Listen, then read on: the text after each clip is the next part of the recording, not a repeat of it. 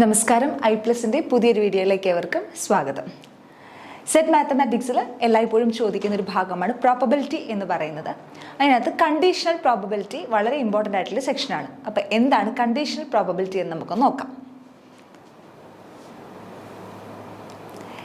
Conditional probability. If A and F be events associated with the sample space of a random experiment, the conditional probability of the event E given that F has occurred, that is P of E given F, is given by P of E given F equal to P of E intersection F by P of F provided P of F not equal to 0. അപ്പോൾ എന്താണ് conditional probability എന്നാണ് നമ്മൾ ആദ്യം പറയുന്നത്. ഇയും എഫും നമുക്ക് പ്രോബബിലിറ്റിക്കകത്തുള്ള sample space events ഇതൊക്കെ എന്താണെന്ന് നമുക്കറിയാം. അപ്പോൾ ഒരു സാമ്പിൾ സ്പേസ് ഒരു റാൻഡം എക്സ്പെരിമെൻറ്റിൻ്റെ സാമ്പിൾ സ്പേസുമായിട്ട് അസോസിയേറ്റ് ചെയ്തിരിക്കുന്ന രണ്ട് ഇവൻറ്റ്സ് ആണ് ഇയും എഫും എന്ന് പറയുന്നത്. അപ്പോൾ റാൻഡം എക്സ്പെരിമെൻ്റ് ഉണ്ട്. റാൻഡം എക്സ്പെരിമെൻ്റ് ഉണ്ടെങ്കിൽ ഉറപ്പായിട്ടും അതിനെന്ത് കാണും? ഒരു സാമ്പിൾ സ്പേസ് കാണും. ആ സാമ്പിൾ സ്പേസുമായിട്ട് അസോസിയേറ്റ് ചെയ്ത രണ്ട് ഇവൻറ്റ്സ് ആണ് ഇയും എഫും എന്ന് പറയുന്നത്. അങ്ങനെയാണെങ്കിൽ ഇയുടെ കണ്ടീഷണൽ പ്രോബബിലിറ്റി എപ്പോൾ എഫ് ഓൾറെഡി ഒക്കേർഡ് ആണ്. അപ്പോൾ എഫ് ഓൾറെഡി സംഭവിച്ചു കഴിഞ്ഞു. അങ്ങനെയാണെങ്കിൽ ഇയുടെ പ്രോബബിലിറ്റി, അതാണ് നമ്മുടെ കണ്ടീഷണൽ പ്രോബബിലിറ്റി എന്ന് പറയുന്നത്. എഫ് ഓൾറെഡി ഒക്കേർഡ് ആണ്. അങ്ങനെയാണെങ്കിൽ ഇയുടെ probability P of E given F, നമ്മളിതിനെ വായിക്കുന്നത് P of E given F എന്നാണ്.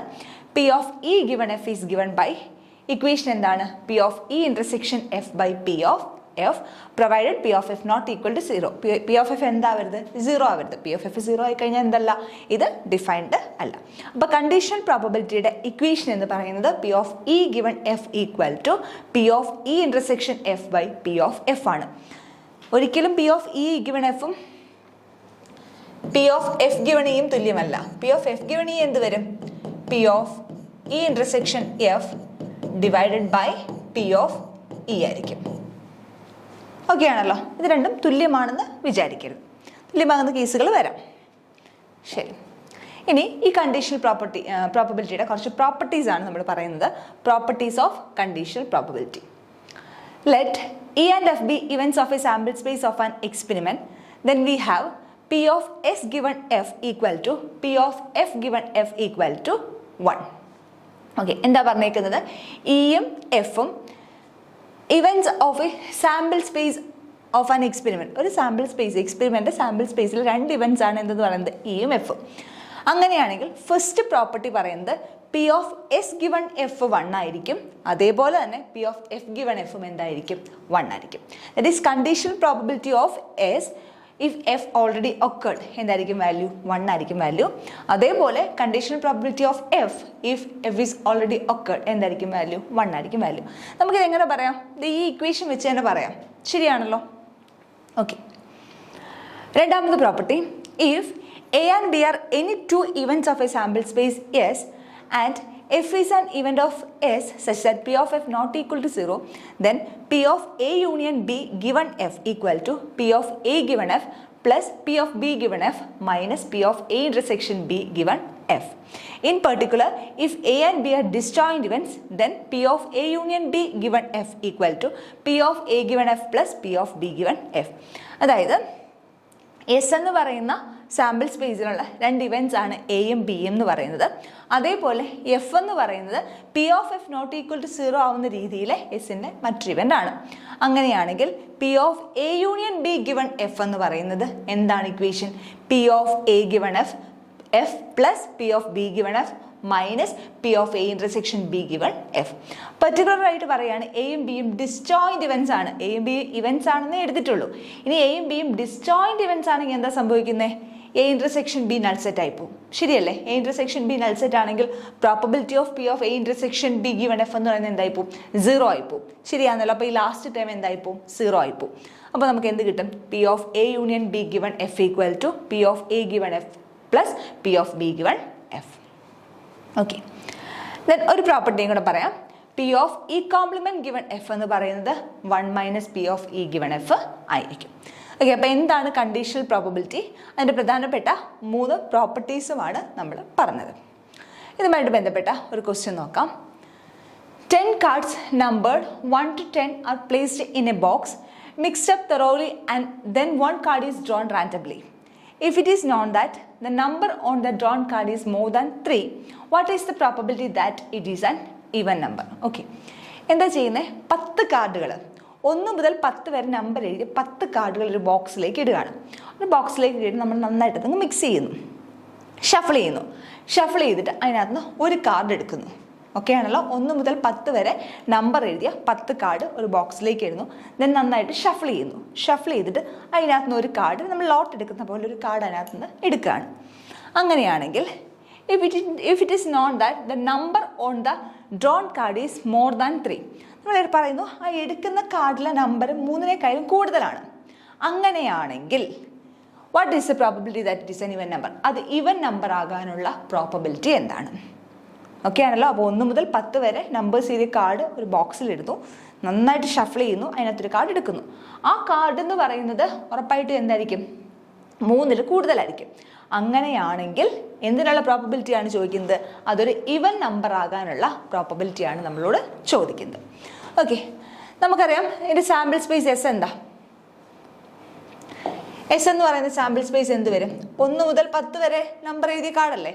അപ്പോൾ 1, 2, 3, 4, 5, 6, 7, 8, 9, 10. ഓക്കെ, നമ്മളിവിടെ 2 ഇവൻറ്റ്സ് ഡിഫൈൻ ചെയ്യാണ്. നമുക്ക് കണ്ടുപിടിക്കേണ്ട എന്താ? Probability that A is an ഇവൻ നമ്പർ. അപ്പോൾ കാർഡ് ഇവൻ നമ്പർ ആകാനുള്ള ഇവൻ്റാണ് നമ്മൾ എ എന്ന് ഡിഫൈൻ ചെയ്യുന്നത്. ദ നമ്പർ ഈസ് ഇവൻ. എ എന്ന് പറഞ്ഞിട്ട് നമ്മൾ ഡിഫൈൻ ചെയ്യുന്നു ഇവൻ ആവാനുള്ള ഇവൻറ്റ്. ആ എടുക്കുന്ന നമ്പർ എന്താവണം? ഇവൻ നമ്പർ ആകണം. ഓക്കെ, ബി എന്ന് പറഞ്ഞിട്ട് ഞാൻ ഡിഫൈൻ ചെയ്യുന്നു എടുക്കുന്ന നമ്പർ 3-നേക്കാളും കൂടുതലാണ്. The number is greater than 3.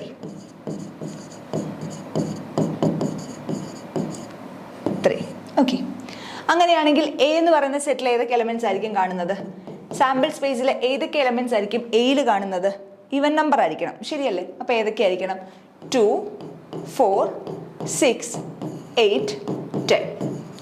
ശരിയാണല്ലോ? അപ്പോൾ എ എന്ന് പറയുന്ന ഇവന്റ് ഡിഫൈൻ ചെയ്ത് നമ്പർ ഇവൻ ആവുന്നതാണ്. അപ്പോൾ അതിനകത്ത് ഏതൊക്കെ വരും? 2, 4, 6, 8, 10. ദെൻ ബി എന്ന് പറയുന്നത് എന്താ ഡിഫൈൻ ചെയ്തേക്കുന്നത്? 3-നേക്കാളും കൂടുതലായിട്ടുള്ള നമ്പർ ആയിരിക്കണം. ദാറ്റ് ഈസ് 4 മുതൽ 10 വരെ 4, 5, 6, 7, 8, 9, 10. ഓക്കെ, അങ്ങനെയാണെങ്കിൽ നമുക്ക് എന്താ കണ്ടുപിടിക്കണ്ടേ? നമ്മൾ എടുക്കുന്ന നമ്പർ 3-നേക്കാളും കൂടുതലാണ്. എന്താകാനുള്ള പ്രോബബിലിറ്റി? ഇവൻ നമ്പർ ആകാനുള്ള probability. That is P of A given B ആണ് കണ്ടുപിടിക്കേണ്ടത്. P of A given B. P of A given B equation എന്താ? P of A intersection B by P of B. എയും ബിയും അറിയാം. അങ്ങനെയാണെങ്കിൽ നമുക്ക് A intersection B പറയാമല്ലോ. എന്ത് വരും? എ ഇന്റർസെക്ഷൻ ബി സെറ്റിന്റെ ഇന്റർസെക്ഷൻ വെച്ച് തന്നെ പറഞ്ഞാൽ മതി. കോമൺ ആയിട്ടുള്ള എലമെന്റ്സ് ഏതൊക്കെയാ? 4, 6, 8, 10. 4, 6, 8, 10. ഓക്കെ, അങ്ങനെയാണെങ്കിൽ P of A intersection B എന്താ? Probability of A intersection B. എങ്ങനെ പ്രോബബിലിറ്റി പറയുന്നത്? സിമ്പിൾ ആയിട്ടുള്ള definition, number of favourable outcome by total number of outcome. ഇവിടെ എത്ര favourable outcome? 4 by total number of outcome 10. Sample സ്പേസിൽ 4 by 10. ഇനി എന്തിൻ്റെ probability കണ്ടുപിടിക്കണം? P of B. P of B എന്ത് വരും? ബിയിൽ എത്ര എലമെന്റ്സ് ഉണ്ട്? അവിടെയും number of favourable outcome by total number of outcome. അവിടെ എത്ര ഫേവറബിൾ ഔട്ട്കം ഉണ്ട്? 7. ശരിയല്ലേ? 7 ഉള്ളൂ. 7 by total number of outcome എന്ന് പറഞ്ഞാൽ നമ്മുടെ സാമ്പിൾ സ്പേസിലെ നമ്പർ ഓഫ് ഔട്ട്കം 10. അപ്പോൾ P of A given B എന്ത് വരും? P of A intersection B എന്ന് പറഞ്ഞാൽ 4 by 10. The whole divide by P of B എന്ന് പറഞ്ഞാൽ 7 ബൈ 10. ഓക്കെ, റെസിപ്രോക്കൽ എടുത്ത് മൾട്ടിപ്ലൈ ചെയ്യാം. അപ്പോൾ 4 ബൈ 10 ഇൻറ്റു 10 ബൈ 7. 10 10 ക്യാൻസൽ ആവും. ആൻസർ എന്ത് വരും? 4 ബൈ 7. അതായത് നമ്മൾ എടുക്കുന്ന സംഖ്യ 3-നേക്കാളും കൂടുതലാണെങ്കിൽ അത് ഇവൻ നമ്പർ ആവാനുള്ള പ്രോബബിലിറ്റി എന്ന് പറയുന്നത് എന്തായിരിക്കും? 4 ബൈ 7 ആയിരിക്കും. ഓക്കെ, ജസ്റ്റ് എന്താ ചെയ്തത്? നമ്മൾ 2 ഇവൻറ്റ്സിനെ ഡിഫൈൻ ചെയ്തു, എനെയും ബിനെയും. കറസ്പോണ്ടിങ് ആയിട്ട് അതിൻ്റെ സെറ്റ്സ് എഴുതി എന്ത് ചെയ്യുന്നു? P of A given B ആണ് കണ്ടുപിടിക്കേണ്ടത്. അതിൻ്റെ വാല്യൂ നമ്മൾ കണ്ടുപിടിച്ചു. അപ്പോൾ ഏതാണ് കറക്റ്റ് ആയിട്ടുള്ള ആൻസർ? ഓപ്ഷൻ ഡി 4 ബൈ 7 ആണ് കറക്റ്റ് ആയിട്ടുള്ള answer. Option D 4 by 7. Okay, അപ്പോൾ ഇനി പ്രോബബിലിറ്റിയുടെ ക്വസ്റ്റ്യൻ കണ്ടു കഴിഞ്ഞാൽ നിങ്ങളത് സ്കിപ്പ് ചെയ്ത് പോകരുത്. എല്ലാവർക്കും മനസ്സിലായെന്ന് വിശ്വസിക്കുന്നു. Thank you.